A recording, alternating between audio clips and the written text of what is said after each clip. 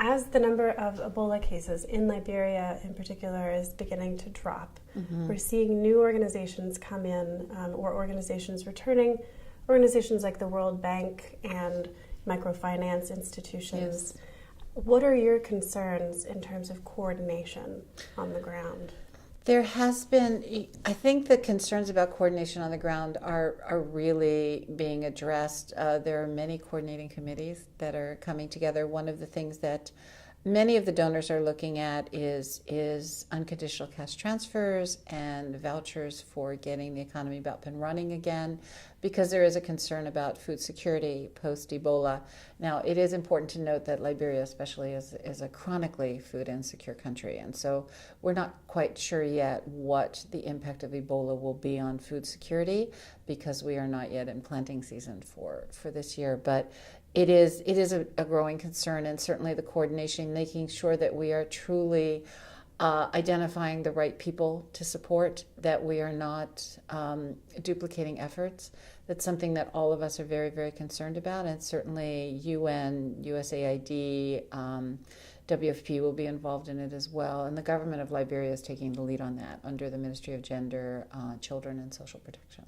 I think that President Sirleaf mentioned that she is prioritizing the reintegration of orphans into society in the post-Ebola recovery because stigma has been such an issue, and also against health workers possibly, and survivors of Ebola. Are you finding that as well? It is something that we are all struggling with. We want to make sure that orphans are reunited with family members, and that families are supported to bring these children back into their homes, and being able to make sure that they get an education and get all of the support that they need. But the stigma for this disease is very similar to stigmas we've seen for other diseases, and it's the fear that a person with Ebola is never really cured, and those are messages that we need to make sure people have.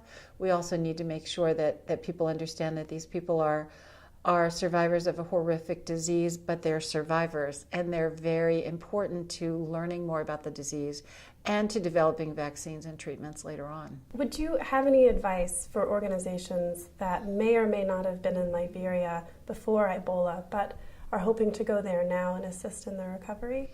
You know, certainly all three countries, Liberia, Guinea, and Sierra Leone, need as much support as possible, especially as we're in the recovery and the development phase post-Ebola.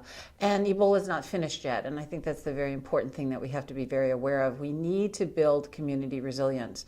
We need to have communities that are prepared to respond immediately when we see the next cases of Ebola popping up. And that's something that we have to be ready for. And it goes from the government level and health facilities to even the community level. That communities have to have a surveillance system in place.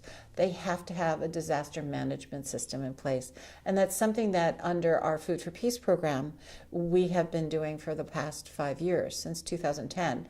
And so we were in a better place. PCI was in a stronger position to mobilize communities because we were there and because we had people who were trained in resilience and disaster management.